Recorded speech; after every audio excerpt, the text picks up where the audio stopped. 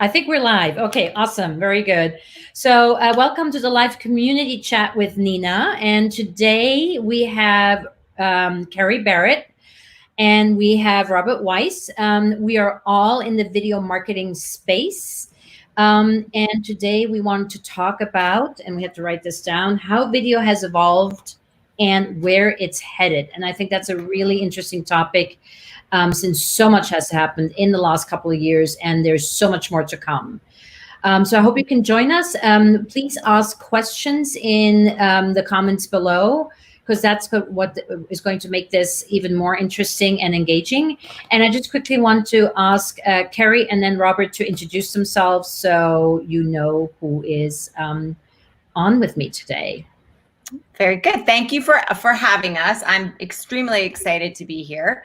My name is Carrie Barrett. I am the owner and founder of Carrie Barrett Consulting. I'm a media trainer and a public speaking coach. I work with a lot of my clients on creating DIY, really marketing videos and the strategy for use. My specific area of expertise is in the on-camera presentation part. I come to this business after 20 years as a TV news anchor, reporter, and producer. I was at NBC most recently in New York City. I won an Emmy. It's behind me. Not that I like. There you go. I know. My marketing team says I should point that out, even though I feel like I'm tooting my own horn a little bit. But anyway, I'm very excited to be here. And a quick shout out and thank you to anyone who may be watching this who is a veteran or a veteran spouse. It is Veterans Day. I thank you very much for your service. My husband is ex-Air Force. I know the sacrifice that it is not only for the service members, but also their families. So if anybody here has any involvement with that community, I thank you for everything you do. Thank you. Double down on that. Yeah. Yes, thank you very much. So, hi everybody, I'm Robert Weiss. My company is Multivision Digital.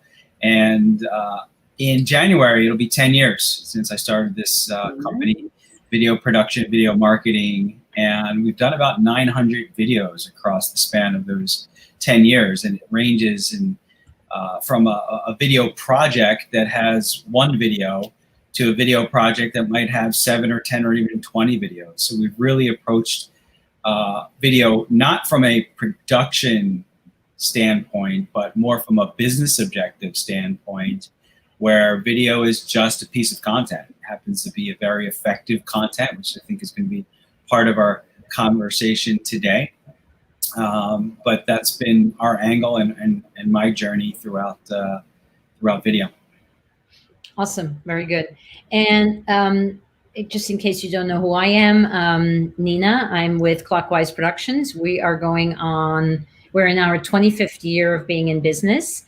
And we've seen some pretty major pivots. And that's one of the reasons why I'm particularly interested in today's topic. Because 5 years ago, I said enough of this, as budgets were not budgets anymore. It was my former petty cash. And I said, okay, there has to be a better way of doing business and doing videos, because I've been a filmmaker all my life.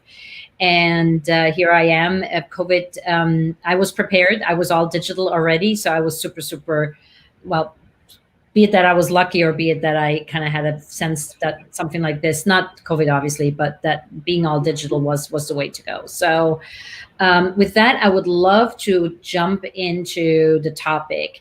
And one quick note is that I created this beautiful skin, it's called, in StreamYard for our LinkedIn Live, not realizing that if I had 3 guests, one guest was going to bump up against smaller and would have to make himself very small, and I cannot control it. I would have gladly taken his spot or moved us around, but no. So my apologies to Robert for having to make himself sit much lower than where he should be. So that's just my way of apologizing for that. No worries. It's all good. It's all about the content. One of the things about video, like, nobody has to watch this and just listen to it. Yeah. And still hopefully get lots of good insight out of it. Exactly. And that's what this is all about. So, Robert, you suggested the topic. So I would like for you to get started about, where has the journey taken you being a video producer, and you've been in business with your company for 10 years. What has shifted for you in the last 5 years to where you are today? And I do want to spend the bulk of the time actually on where we're going and not on the past, but I think it's a good idea to just give it some framework and some context. I can try to also maybe just hint at the future as well, because I think they go together. But when I started this company, it was very much video production. Now it's all about video marketing.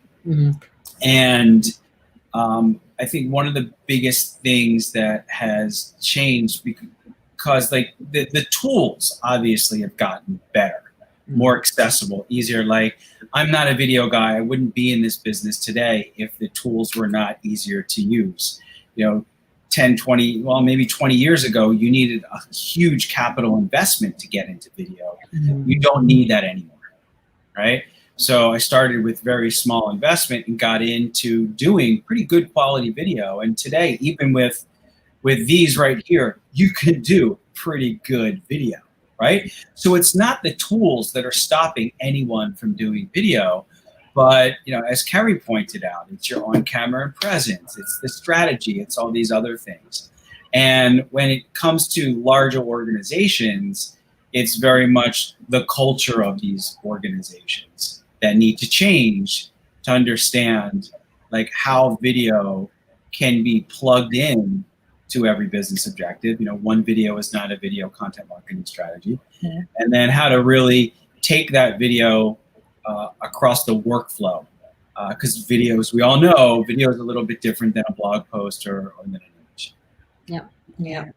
Very true. And it's interesting, if I could just jump in really quickly. I saw a question come in the comments. Robert, you were talking about gear that used to be prohibitive in cost, and that's not an issue anymore. And the question that one of our viewers had was a question about my webcam. I'm actually not using an external webcam. That's how I have a new MacBook. But it's an internal webcam. It came with the computer. There's no. I'm using my MacBook microphone. I have an external of both for when I really need to jazz things up. But the cameras and the technology today are so good. When you think about this, we're doing a LinkedIn Live, right? But we're also streaming to two other places. You can use this platform to stream to 8 simultaneously. It was not that long ago that wasn't an option. We didn't have it.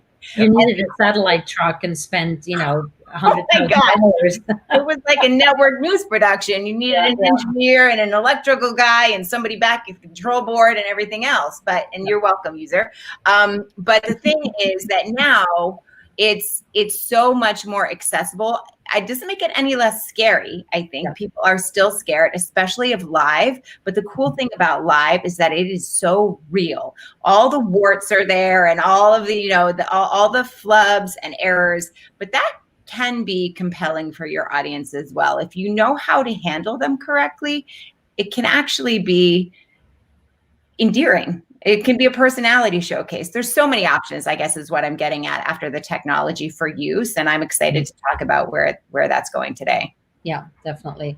I think for me, there's a reason why I call myself a video democratizer, because everything, not just video, has really moved away from, as both of you have mentioned, the border to, or the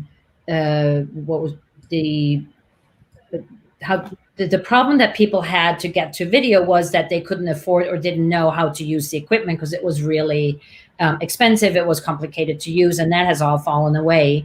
And I would take it as far as to say that actually video with a shot with a phone or shot with our laptops is actually as good as professional video. It's even, and for me, what I always say is it's not what you use, like the question, like what webcam are you using? So, but it's a question of what do you do with it? Right. And this is, I think, is the absolute key. And this is where we as video marketers and as filmmakers and as performance coaches still have a chance to really help our clients, because having the tools is one thing. Knowing how to use them is a completely different ballgame. And so I think with, the digital revolution, with the internet revolution, with equipment revolution, all of that has shifted the way we consume and the way we create content massively. And I think it also puts the onus much more on a business owner to a certain degree have to roll up your sleeves and be in a do-it-yourself mode, because especially now during COVID, the shooting is now on you as a client. There's no two ways around that.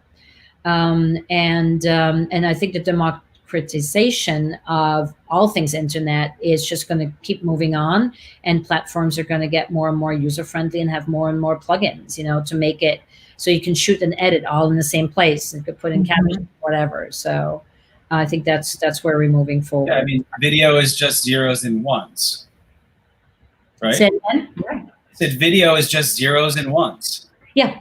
That's it. So is our browser. It's just zeros and Yeah. ones, right? I mean, who knows how those things are going to be integrated in the next, 5 or 10 years. I certainly don't know. When you take it 10 years and beyond, there's a lot of cool things that I'm sure will happen with video and what you could do with it. Mm-hmm. Mm-hmm.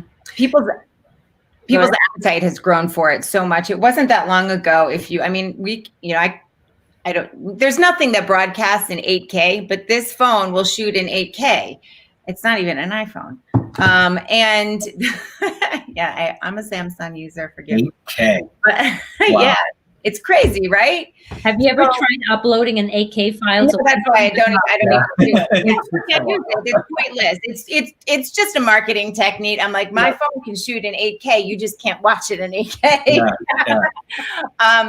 But the way that people use video has changed so much. And again, I would get a Logitech webcam. If you're looking to purchase one, you can find one for $200-$300, maybe even a little less, depending on what your budget is. But in terms of how people use video, we think about this. I'm on Twitter all the time, and it used to be not that long ago that brands, both personal brands and professional brands, would post pictures or text. Then it merged into both, and then it became video and text. And now when you click on an article on even on the biggest news platform, it'll give you an option to view that story via video first. And then below it, it's sort of if you'd like to read it, if you're like stuck in the olden days, you can read it in 3 minutes, Yeah, exactly. The appetite for video has changed across the board. It makes it, people they don't have to think as much. I hate to say that, but it's also easier for them to grab. Our attention spans are smaller and shorter, and those are the things that stand out. There's so much noise out there across the board that if you can put together really compelling video, you have a much greater chance of breaking through that noise. And it's about consistency, and it's about messaging, and it's about making sure that what you're saying is on point and that you're interesting is part of it as well. But there's so many options for use. It's not just about creating a video and putting it on LinkedIn or on YouTube. It's doing lives. It's creating video emails. It is video newsletters. And when you can put a face on a brand, as a small business owner, there's plenty of big media training agencies. But the thing that I have that other people don't in those larger organizations is that I can talk directly to my client through video. And probably most people watching this are small business owners or have a personal brand that they're interested in growing. And when you can humanize yourself, when you can sit down and have a conversation with a client about how you can help them or what their needs are or what their struggles are, that's how you cut through all of that razzle dazzle with the larger organizations that have huge marketing marketing budgets and giant video teams and everything else. You're sitting down and having a conversation. I can go to a million media training websites with large organizations, and it doesn't matter how deep I dig, I don't really know who it is I'm going to be talking to, and I don't know who the owner is. I don't know who started it, and very often I don't know their passion for it because it's not anywhere in there. That's the thing that video gives business owners. Yeah. I mean, people work with people. And I mean, that's what I always tell my clients is that, video creates that connection. So people know you before they even get on the phone with you.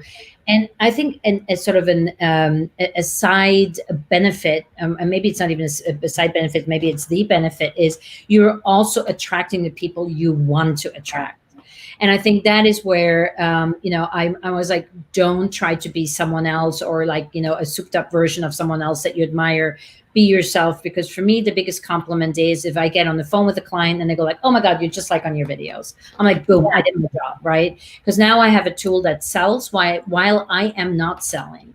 Yeah. Right? It's a tool that does my job for me and does it really, really well. And for that, I don't need a huge production. I don't need, there's a couple of simple things that you want to make sure, like, for your frame properly, you know where to look, and, your face is actually in the light so people can see you, little stuff like that. But other than that, you can really just basically, at the drop of a hat, use your laptop, use your iPhone and go.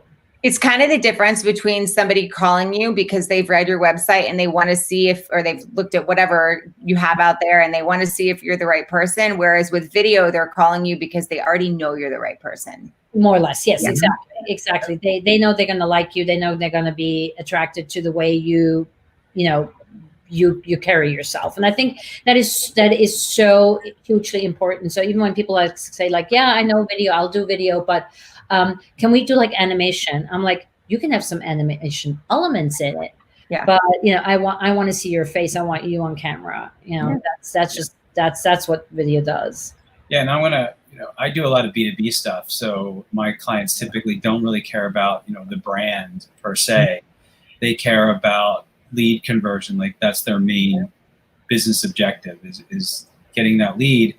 And when you can be on video, like, just doubling down on what everybody said here, and you can answer that question, right? Because people are searching for answers to their problems. And when you can have somebody give that answer via video, which is a lot quicker than having to read, there's so many things that are affected because they'll probably watch a second video and a third video, and you might see might have yourself in 3 different settings, and that person is getting to know you. So therefore, when they do reach out, they already know you. They've already decided that, they might not buy from you, but at least they want to get into the sales cycle at that point. That's so it's a great qualification. Yeah. And get into your community. Yeah. So let's put on our, future vision goggles and fantasize for a moment. Where do we see, 5 years is a long time, but just for the sake of argument, where we're going to be in 2025, other than we'll have a couple of more gray hair, at least I will. Where do you think this is all going? Robert, you want to take it first? Sure. We did talk about each other's ages a little bit before I put that on. You all signed a non-disclosure agreement, okay? That's right. So forget about the cameras and equipment because they're going to evolve. We talked about your phone having 8K. We use the Blackmagic 6Ks now, which oh my gosh, the file sizes are huge. So forget about the cameras and equipment. I think from a business to business standpoint, the evolution of video is going to evolve, and people are going to be more strategic with video, right? Right now, a lot of people that are my clients and I talk to, they do not have a line item for video. They might have had it for trade shows and for this or for that. They have line items in their budget for those things. They don't with video. Video is an afterthought right now. Or they're starting to think about doing one. They're going to realize that they need an ongoing flow of video. And one company's cadence is going to be different than another company's cadence. So if you're the type of somebody listening to this and like, oh my gosh, I need to do video once a month, maybe you don't. But there's another company that will do video once a month, right? So everybody is different. So I think that's the big shift, number one. And with that comes the cultural shift where people understand how to not only produce video, but handle the workflow. As we all know, right, we do multiple takes. We do, at least for our workflow, we do a pre-edit, then we do a preview, and then we do a final, right? And then sometimes we do final V1 or preview V1 and 2. Like, there's so many different kind of variations that come with the workflow. And then there's assets we need to include and B-roll. So there's a workflow there that companies just don't understand, which is, quite frankly, why they kind of devalue video, I think, in some respects. So I think that's where the big shift is going to come over the next 5 years, from a B2B standpoint. Perspective. Yeah. Kerry, what about you? Well, it's interesting. I've only been in business for about 1.5 years. So I don't have a lot of trend data about video use in business personally. I can certainly tell you where it's gone with in my previous life, which is in the news business, and that everything is moving online. And it's why the news business is in a state of contraction. It's because people enjoy being able to have content here rather than having to sit down in front of their TVs. I imagine that is going to be a huge area of growth. And the strategy for getting on people's feeds when it comes to your video is going to, Robert, you did touch on this. It's going to be huge in terms of breaking through that noise. One of the things that I was advised when I first started my business a year and a half ago, it was from a reporter friend of mine who also left the business. And she said, the key is talk everywhere. In the beginning, just when somebody invites you to talk at something, you talk at it and collect the emails and add them to your list, and you start getting your message out. And that's how you begin to hone exactly who it is that you want to be in front of. And so I went to high schools and I went to universities and I ended up teaching at one of them, and then chambers of commerce, and now larger groups. And it's that the ability of video to grow your audience and scale your credibility is exploding now. And that strategy of getting out in front of people when we can't do that right now any other way really, except via video and via platforms like this. And so getting on live streams, as challenging as they are, I see live video as going through the roof in the next 3 or 4 years. I mean, it is raw, it is real, and it really allows you to cut through the noise. That's part of just talking to your consumers. Obviously, when Robert is doing B2B, your companies are generally probably not doing live stream, but for a small business owner or personal brand, live video is where it's at. Yeah, I agree. So I think for me, there's different kinds of buckets when I look forward. I think in terms of my clients, which are much smaller than like the people that Robert works with, for me, it's all about consistency in video. And everybody who knows me a little bit knows that consistency is sort of my middle name. And I think in that consistency, and that's something that you had mentioned also, Robert, is I think your video frequency. So I don't want people to confuse frequency with consistency, right? So somebody who has a really long sales cycle might get away with a video a week on their social media feed, whereas somebody with a really short sales cycle needs to be on there, probably even daily. So about consistency, I think, is going to win. Whoever has consistency in their video content will see actual return on investment on their video. Then for me, there's, the bigger picture, like what is it going to look like in terms of how we, the tools that we get to use for the future. And there I just see a big shift, and there's some companies who do it extremely well, where there's just going to be more and more video integrated into our daily lives at the snap of a finger. So, for instance, Dub, which I use, and I think they're absolutely fantastic. They are constantly innovating. I cannot tell you how many emails I get where I'm like, oh my God, again, there is a new feature. There's a new thing. They're like constantly making sure that A, they're top of mind, and B, that they're giving us tools where, you know, there is a browser integration. So now when I want to shoot a video, I just click on an icon in my LinkedIn, in my wherever I am, and boom, video right then and there. So I think that is going to, Vimeo is stepping up the game. Vistia always has. Vistia, like Dub, have been very much at the forefront of innovation. So I think that's just going to happen more and more, that platforms and browsers will just have these integrations to make videos super easy and super accessible, and sort of, it should become as easy as writing an email, right? Yeah. And also, then, just as a side note, like some of the integration, like, you know, when you talk about Wistia, I'm thinking about like Vidyard and Sunday Sky, and you know, these are video platforms that work with big brands, and they're doing some super cool stuff with not only integrating into existing CRM and ERP systems, so salespeople have that data, but variable data. You know, like, you know, dear first name in emails, right? Personalization. Like personalization, like integrate data into video.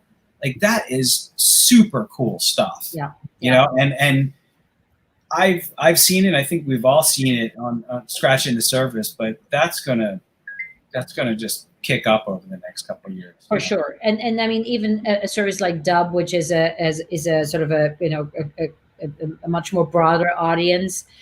They already have capabilities to personalize videos. It might not be baked into the video, but you can, personalize the graphics around it, because, you know, videos always live within context of where they are. And then lastly, and this is something that I kind of sort of loosely follow just because I'm a bit of a gearhead. I mean, I'm not a gearhead, actually, not in my video production, but when it comes to tripping, I am. But if gear is needed, please talk to Robert. There you go.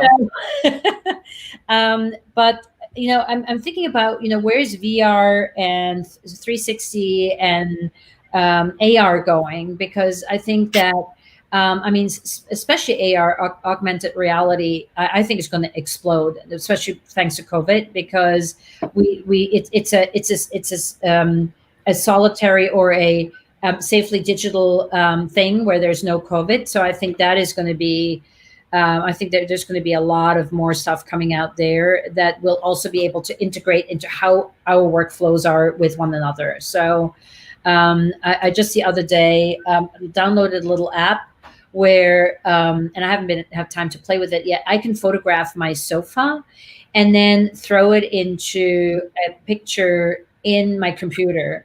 Just a cut and paste from reality into my computer. And I just tried it out. It works, and it just blew my mind. I wasn't even in a specific program or anything. It's just a little program that I got on my phone that, I don't know where I even found it, where it came from. So I think that is going to be massive in the next couple of years. And then, I think VR is already massive, and it's just going to get bigger and bigger if you're in the gaming space. And to me, again, to me, I always say it's not really video, but of course it's video, but video is just a delivery mechanism, right? Yeah. So, yeah. And do you remember the name of that app that you used? Yeah, let me look it up. That's really interesting. I've randomly, it's popped up on my feed as well. And it's, you can rearrange pictures. You can obviously take out backgrounds. You can move things around. You can pick a group of people up off the beach and put them in a mountain setting. All of those, there's an opportunity for, you can create a whole story. Yeah, this goes back to kind of where we first started. Like we've got the tools. Yeah. Right? The tools are there. Yeah. The question is why? Right? Why are you doing it? And then what are you going to use that for? Right? And the skill sets that, okay, so you take a picture of your couch, put it into whatever video or whatever, but like why? What's the business purpose, Yeah, I mean, this is just an example of a sort of augmented reality, maybe not necessarily in the video space, but more in the graphic space. But I mean, imagine I'm going shopping for a new sofa, I'm going shopping for a new chair, and I can go to a store and just a friend of mine has a really nice chair, and I'm wondering whether it would look good in my living room. Yeah. Take a picture of it, and then you take a picture of your living room, and you just throw the chair in and see how it looks. I mean, it's like, ooh, yeah. Totally agree. Like But is that video? Is that a video that you create to then go drive a business objective? You know, I mean, that's an application that this furniture retailer, whatever, has made, so you can see how the furniture looks in your space, right? And I mean, this is just a example that I'm giving right now, right? And again, it's right now, and I put the name of the app. It's called Clip Drop. I put it into the comments as well. It's just a cool. I'm just talking about where augmented reality is going. I'm not talking about this is a video application that we will all be using. Right. It's just an example of, you know, how we will start merging, you know, our physical reality with our digital reality more and more, and how there's like just cool apps that already do that. Yeah, and that's kind of where I'm going with that is where when people have business applications, Mm-hmm. when they realize what the business application is, that's when they can then go execute on and utilize the tools, right? Yeah. I don't know that any of us, you know, in our business, not our client's business, but in our business, would utilize VR or AR. I don't know. I don't see an application for it. But I have manufacturing clients that use AR a lot for training purposes. Like literally they can take, you know, a device or a machine, they can literally take it apart for training purposes and put it back together, right? That's a tremendous application, and they're doing this now already, right?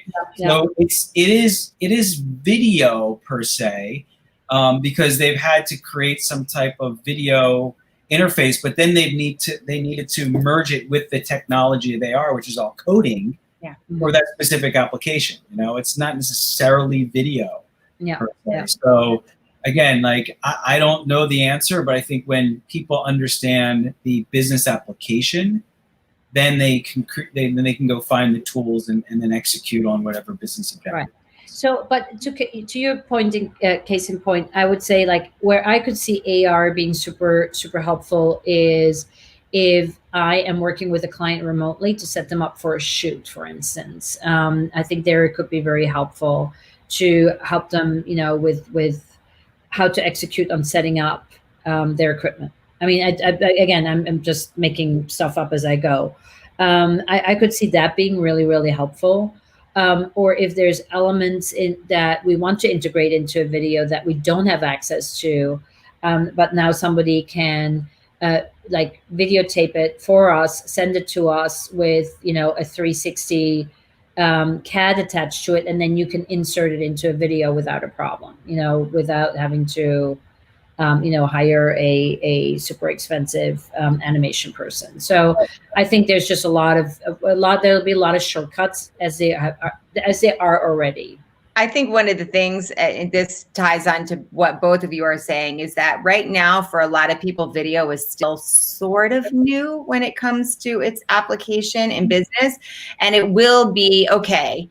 I should do this, but what is the best way for me to do it for my business? It's going to be learning all of these techniques and all of the applications and all of the ways that it can be edited and strategically used. But for example, sort of using both of those elements, I have a client who is an interior designer, and one of her goals is to create sort of tutorials, you know, not with some value, right? And so when she's talking to a potential client on YouTube or wherever it is, and she wants to show why, I'll pull your example, Nina, why this chair looks good. What is it? Excuse me. Why this chair looks bad in this corner of the room, but if you pulled in another chair that had different angles, it changes the whole feeling. Well, she might not have access to both chairs or both corners of the room, but she can take that and put it in there and then explain the differences. One of the cool things about video is that it's not just talking.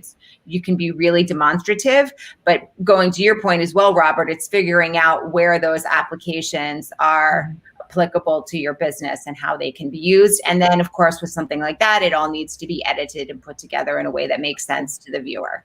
Yeah. Very good. We are at 35 minutes. Any ideas of any add-ons to where we're going with video that we haven't discussed yet that you want to add on?